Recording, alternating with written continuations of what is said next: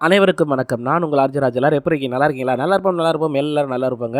என்னுடைய சேனலில் வந்து கொஞ்சம் டிலே ஆனதுக்கு முதல்ல வந்து சாரி கேட்டுக்கிறேன். ஏன் அப்படின்னா, இதுக்கு முன்னாடி உள்ளதெல்லாம் நான் ஏற்கனவே போட்டுட்டேன். ஸோ கொஞ்சம் நாளாக ஃபேமிலி ப்ராப்ளம்னால நான் வந்து சரியாக போடாமல் இருந்தேன். பட் இனிமேல் கண்டிப்பாக நம்மளோட சேனலில் ரெகுலராக வந்து எல்லா வீடியோஸும் வரும். நீங்களும் கேட்டு என்ஜாய் பண்ணுங்கள். ஆடியோ புக்ஸை கேட்டு என்ஜாய் பண்ணுங்கள். அப்புறம் சப்ஸ்கிரைப் பண்ணுங்கள் மக்களே. ஓகே, வாங்க வந்து இன்னைக்கு காணொலிக்குள்ளே போகலாம். ஏற்கனவே நான் உங்களுக்கு சொல்லியிருந்தேன், ஒவ்வொருத்தரும் வந்து குடும்பமாக அப்படியே பிரிஞ்சு அவங்களுடைய நாடுகள், நாட்டு மொழி எல்லாத்தையும் அவங்களே தானே உருவாக்கிக்கிட்டாங்க. ஸோ அடுத்து வந்து சந்ததின்னு ஒன்று இருக்குல்ல, அதே மாதிரி இன்னொரு சந்ததியை பற்றி சொல்றாங்க. காமினின் சந்ததி அப்படின்னு சொல்லிட்டு சொல்றாங்க. இந்த காமின் இருக்காப்ல, இவரோட சந்ததி வந்து எப்படி டெவலப் ஆச்சு, அவங்க எல்லாம் யாரு என்னங்கிற டீட்டெயில் சொல்றாங்க. சரி வாங்க பார்க்கலாம். இதுல பேர்லாம் கொஞ்சம் டிஃப்ரெண்டா இருக்கும், கொஞ்சம் அண்டர்ஸ்டாண்ட் பண்ணிக்கோங்க. நான் வந்து உங்களுக்கு புரியல அப்படின்னாலும் எக்ஸ்பிளைன் பண்றேன். குஸ், அப்புறம் மிஸ், அப்புறம் ராயிம், அப்புறம் புத், அப்புறம் கான், இந்த 4 பேரும் வந்து காமினின் பிள்ளைகள். சோபா, அவிலா, சப்தா, ராமா, சப்திகா ஆகியோர் குசினின் பிள்ளைகள். சோபா, திதிதான் ஆகியோர் ராமுவின் பிள்ளைகள். குஷி நிம்ப்ரத்தை பெற்றான். நிம்ப்ரத் பூமியில் மிக வல்லமை மிக்க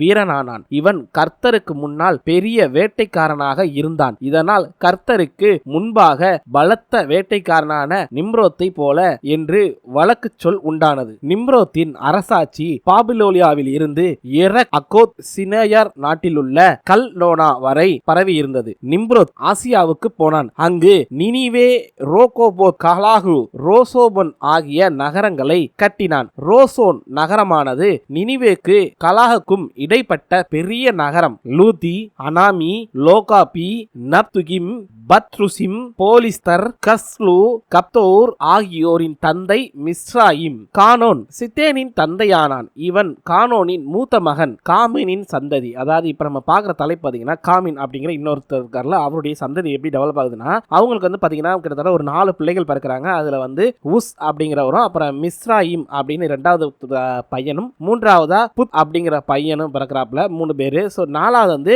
கானான் அப்படிங்கிற 4வது பையனும் பிறக்கிறாரு. ஸோ இவங்கெல்லாம் வந்து காமினோட பிள்ளைகள். 4 ஆண் பிள்ளைகளை பெற்றெடுக்கிறார் அவரு. ஓகேங்களா, 4 ஆம்பளை பசங்க அவங்களுக்கு. ஸோ இவங்க வந்து இவங்களுக்கு அப்புறம் இந்த 4 பேருக்கு பிள்ளை பிறக்கும்ல, அவங்க பாத்தீங்க அப்படின்னா அந்த ஃபர்ஸ்ட் பிள்ளை இருக்காருல குஸ் அப்படின்னு, அவருக்கு வந்து பாத்தீங்க அப்படின்னா சோபா, அவிலா, சப்த்ரா, ரமா, சப்திகா ஆகிய அவங்களுக்கு ஒரு 4 பேர் வந்து பிறக்கிறாங்க. இதுக்கடுத்து 5வது வந்து இந்த குஸ்கிறவர் என்ன பண்ணிருக்காரு, நிம்ரோத் அப்படின்னு 5வதா ஒரு பையனை வந்து பெற்றெடுக்கிறாரு. ஸோ அவர் பேர் பாத்தீங்கன்னா நிம்ரோத் அப்படின்றவர். இந்த நிம்ரோத் இருக்காருல, இவர் வந்து சாதாரண கிடையாதுங்க. வேட்டையாடுறதுல வந்து பயங்கர வந்து திறமசாலியா இருக்காப்ல. ரொம்ப வேகமா வந்து வேட்டையாடுற கத்துக்கிறாப்ல சின்ன வயசுல இருக்கும்போது. ஸோ அந்த படிப்படியா வளர வளர என்ன ஆகுதுன்னா, இவர் வந்து ஒரு நாட்டை ஆட்சி செய்யறதுக்கான எல்லா திறமையும் இவர்கிட்ட இருக்குது. ஸோ வேட்டையாடுறது, தனக்கு கூட வந்து ஒரு 10 பேரை வச்சுக்கிட்டு அவங்கள வந்து கரெக்டா மெயின்டைன் பண்ணி இந்த பொசிஷன்ல வைங்க அப்படிங்கிற மாதிரி சொல்லி அந்த மாதிரி மெயின்டைன் பண்றதுக்கான சில திறமைகள் இருந்திருக்கு. ஸோ அதெல்லாம் பார்த்தப்போ வந்து இயேசுநாதர் தான் இருக்கல அந்த காலத்துல வேட்டையாடுறதுல திறமசாலியாமா. ஸோ அவங்கள மிஞ்சி அவரை எதிர்த்து அவரை விட அதிகமா வேட்டையாடுற திறமை இருக்கு அப்படின்னு சொல்லி எல்லாருமே சொல்லியிருக்காங்க. ஸோ அதுக்கப்புறம் என்ன ஆகுது அப்படின்னா, இந்த நிம்ரோத் வந்து இதோட நிக்கலைங்க வேட்டையாரோட. அதுக்கடுத்து இவர் வந்து அரசாட்சி ஏத்துக்கிறாப்புல. அதாவது தன் அப்பா, தன் தாத்தா இருந்தார்ல அவரு, அதுக்கப்புறம் அவங்க அப்பா இருந்தாங்க. ஸோ இவங்களுடைய அந்த அரசாட்சியை வந்து இவர் எடுத்துக்கிறாரு. எடுத்துக்கிட்டு என்ன பண்றாரு அப்படின்னா, பாபிலோனா அப்படிங்கிற ஏரியாவுக்கு போறாரு. ஸோ பாபிலோனால இருந்து எரக், அப்புறம் அக்கோத், அப்புறம் சினேயர் அப்படிங்கிற நாடு வரைக்கும் தன்னுடைய நாட்டுடைய அந்த இதை வந்து விரிவுபடுத்துறாரு.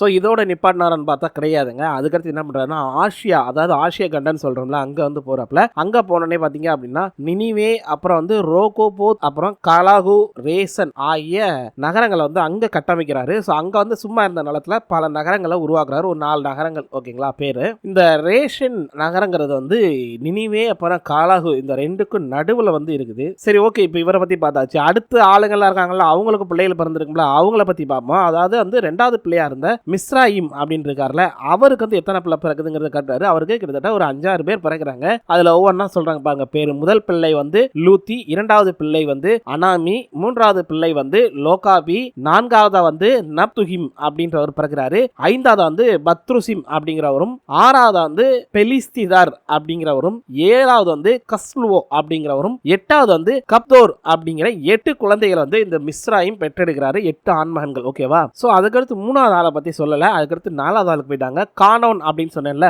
அந்த கானோன் அப்படின்னு சொன்னேன்ல, அந்த கானோன் வந்து அவருக்கு வந்து சினேன் ஒரு பையன் பிறக்கிறாப்ல. இவர் தான் கானோனுடைய மூத்த பையனா வந்து இருக்காப்ல. 2வது வந்து கோத் அப்படிங்கிற பையன் பிறக்கிறாரு. சோ அந்த கோத் வந்து பாத்தீங்க அப்படின்னா கோதியர்களின் தந்தை அப்படிங்கிற மாதிரி அழைக்கப்படுறாரு. இந்த கோதியர்கள் அப்படிங்கிறது என்னங்கிறது எனக்கும் தெரியல. நான் சர்ச் பண்ணி பார்த்தேன், அது ஒன்றும் பெருசா கிடைக்கல. சோ அதனால விட்டாச்சு. அதுக்கான அர்த்தம் கண்டிப்பா கண்டுபிடிச்சா சொல்றேன். கானானுக்கு இதுக்கப்புறம் நிறைய பிள்ளைகள் பிறக்கிறாங்க. அவருடைய பேர் பாருங்க சொல்றாங்க. பிறக்கிறாங்க. எபுசியர் அப்படிங்கிறது 2வது பிள்ளையாவும், 3வது வந்து எமோரியர் அப்படின்னு 3வது பிள்ளை பிறக்கிறாரு. அதுக்கடுத்து 4வதா கீர்கசியர் அப்படிங்கிறவரும், 5வதா வந்து ஈவியர் அப்படிங்கிற 5 குழந்தைகளும், அதுபோக இன்னும் பிறக்கிறாங்க பாருங்க. 6வது வந்து ஆர்கிரியர் அப்படிங்கிறவரும், 7வது வந்து சினியர் அப்படிங்கிறவங்களும், 8வதா ஆர்வதியர் அப்படிங்கிறவங்களும், 9வதா செமேரியர் அப்படிங்கிறவங்களும் பிறக்கிறாங்க. ஸோ 10வதா காமத்தியர் அப்படிங்கிற குழந்தையும் பிறக்கிறாங்க. ஸோ இந்த 10 பேருக்கு வந்து இந்த கானான்கிறவர் வந்து தந்தையாகிறாரு. ஸோ இவரோட சந்ததி பார்த்தீங்க அப்படின்னா உலகத்தில் பல இடங்களில் பல மாதிரி வந்து விரிஞ்சு திரிஞ்சு அப்படியே டெவலப் ஆகுறாங்க. கானோனின் தேசத்தில் இருந்தவர்களுக்கு அவர்களது எல்லையானது சிதோன் முதல் கோரார் வரையிலும், அதன் வழியாக செல்லும் காசா மற்றும் அதன் முதல் சோதாம் மற்றும் கோமரோ ஆத்மா சோபி வழியாக லூசான் மட்டுமாகவே இருந்தது. இவர்கள் அனைவருமே காமுவினுடைய சந்ததியினர்களாக இருந்தனர். இக்குடும்பத்தினர் அனைவருமே தங்களுக்கென்று சொந்த மொழியும் சொந்த பூமியும் உடையவர்களாக இருந்தனர். அவர்கள் தனித்தனி நாட்டினராக மாறினர். இந்த கானான் தேசம் இருக்கல, கானான் தேசம் இது வந்து பாத்தீங்கன்னா இது ஒரு எல்லை பகுதி, மக்களுக்கு எது வழியா போகுது அப்படிங்கறத சொல்லிருக்காங்க. சீதேன் முதல் கோரார் வரை அப்படிங்கிற மாதிரி சொல்லிருக்காங்க. இதனுடைய வழித்தடமாக காசா மற்றும் சோதம் அப்படிங்கிறதும், கோம்ரத் அப்புறம் ஆத்மா அப்புறம் சோபேமி அப்படிங்கிற வழியா வந்து லூசான் வழியா போற இந்த இது வழியா இருந்தது அப்படிங்கிற மாதிரி சொல்லியிருக்காங்க. சோ இந்த தேசத்துல இருந்தவங்க என்ன ஆகுது அப்படின்னா கானானுடைய வழி வந்தவர்கள், அதுக்கப்புறம் காமுடைய இருக்காங்கல்ல காம் அப்படின்னு அவங்களுடைய சந்ததிகளா மாறுறாங்க. இவங்க எல்லாம் வந்து பாத்தீங்கன்னா எக்ஸ்டாப்ளிஷன் ஆகிறப்ப பயங்கரமா எக்ஸ்டாப்ளிஷன் ஆகிறாங்க. அவங்களுக்குன்னு ஒரு சொந்த நாடு, சொந்த மக்கள், சொந்த மொழி அப்படின்னு சொல்லிட்டு பயங்கரமா கிரியேட் பண்ணி ஒரு தனி ராஜ்யத்தையே கட்டமைக்கிறாங்க. சோ அப்படி வந்தவங்க தான் வந்து பல நாடுகளுக்கு சென்று பல மாதிரியாக விரிஞ்சு தெரிஞ்சு இருந்தவங்க எல்லாம் அந்தந்த நாட்டுக்காரங்களாகி அந்தந்த மொழிகளை கிரியேட் பண்ணி அவங்க அப்படி அப்படியே டெவலப் ஆகி செட் ஆயிட்டாங்க அப்படிங்கிற மாதிரி சொல்லியிருக்காங்க. சோ இதுவரைக்கும் நீங்க பார்த்தது எல்லாமே காம் அப்படிங்கிறவருடைய சந்ததி வைங்களா. அடுத்து சோமின் சந்ததின்னு ஒன்று இருக்குல்ல, அதை பார்க்கலாம். சோம் எப்போத்தின் மூத்த சகோதரன். அவனது சந்ததியில் ஒருவனே எப்போர். எபோரே எபிரோயினுடைய ஜனங்களுக்கு அனைவருக்குமே தந்தையானான். ஏலாம், அசூர், ஆர் பக்தா, லூத், அராம் ஆகியோரின் சோமின் பிள்ளைகள் ஆவார்கள். ஒத்தீஸ், கூல், கோத்தோர், மாஸ் ஆகியோர் அராமின் பிள்ளைகள் ஆவார்கள். ஆர் பக்சத்தின் மகன் சலா, சலாவின் மகன் எபோர், எபோருக்கு 2 மகன்களும் ஒருவன் போர் பொலாகு. அவனுடைய நாட்களில் தான் பூமியானது பாகுபட்டது. எக்கோத் தான் இன்னொரு மகன் ஆவான். இந்த சோம் இருக்கார்ல, இவருக்கு வந்து பாத்தீங்க அப்படின்னா எபோர் அப்படிங்கிற ஒரு பையன் பிறகுறாரு. அவர் தான் பிற்காலத்துல வந்து எபோரியா அப்படிங்கிற மக்களை வந்து ஆட்சி செய்யக்கூடிய ஒரு இது தந்தையாகவும் மாறுறாரு. சோ இதுக்கப்புறம் நம்மளுடைய இந்த சோமுக்கு வந்து பாத்தீங்க அப்படின்னா எலாம், அசூர், ஆர்பக்சா, லூத், அராம் அப்படிங்கிற 4 பிள்ளைகள் இருக்காங்க. கிட்டத்தட்ட சோமுக்கு வந்து பாத்தீங்கன்னா 5 பிள்ளைகள் இருக்காங்க. சோ இந்த 4 பேர்ல பாத்தீங்கன்னா அப்படின்னா அராம் அப்படின்னு இருக்காருல, அவருக்கு வந்து முதல்ல குழந்தை பிறகுது. அவருக்கு பாத்தீங்க அப்படின்னா கிட்டத்தட்ட 4 பிள்ளைகள். ஒன்னு வந்து உத்தாஸ், 2வது வந்து கூல், 3வது வந்து கோத்தோர், 4வதா மாஸ் ஆங்கிற 4 பிள்ளைகள் வந்து அராம்க்கு வந்து பிறக்கிறாங்க. இப்ப ஆர்பக்ஸ் இருக்காருல, அந்த ஆர்பக்சன் அப்படிங்கிறவருக்கு வந்து பாத்தீங்கன்னா சலால்ங்கிற மகன் பிறக்கிறாரு. இந்த சலாலுக்கு தான் வந்து எபோர் அப்படிங்கிற பையன் பிறக்கிறாரு. இந்த எபோருக்கு பாத்தீங்க அப்படின்னா 2 மகன்கள் பிறக்கிறாரு. அதுல ஒருத்தர் பேர் பாத்தீங்கன்னா போர் பொலாகு அப்படிங்கிற ஒரு பேரு. சோ இவருடைய மூலமா தான் இந்த பூமியில வந்து முதல்ல பிரிவினை ஏற்படுது அப்படிங்கிற மாதிரி சொல்லியிருக்காங்க.